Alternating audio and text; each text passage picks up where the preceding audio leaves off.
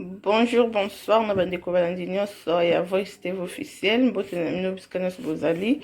J'espère que bino nyonso boza bien bandeko. Nani nalakisa bino ndenge nga nasalaka ntina ngai ya bulukutu. Donc mpona kosala ntina ngai ya bulukutu naza na besoin ya bulukutu yango moko eza ya kokauka na kosalela miel na nga. Et puis naza na bulukutu na ngai yango yawa eza vraiment ebele, eza na chateau ebele.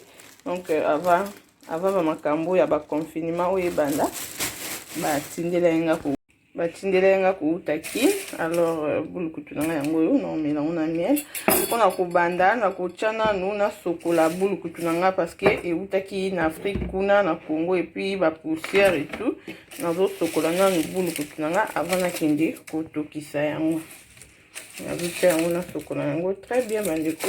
Tokokutana après avoir na kosokola yango na kosokola yango na chango wana tokutani après avoir kosokola bulukutu na merci. Oui bandeko na nga wana na sisi kuna tokus na sokoli bulukutu na nga très bien na tia yango na moto na vi tasse na nga ya mai boye na che na kotika yango etoka très bien. Na oya olakisa bino ndenge ezotoka merci. Oui bandeko bulukutu na biso yango oyo vraiment omoni ndenge ezotoka très bien, ezotoka très bien.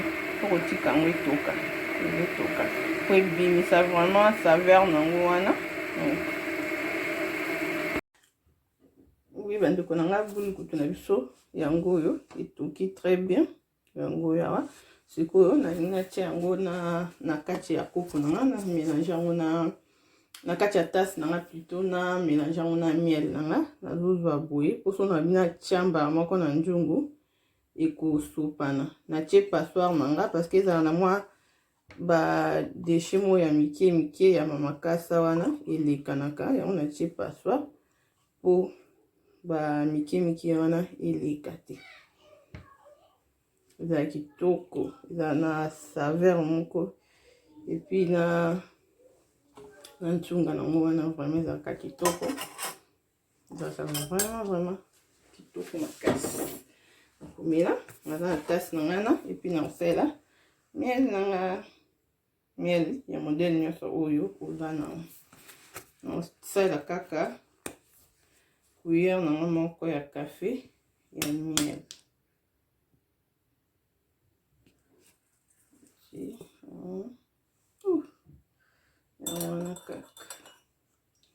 Donc tina biso ya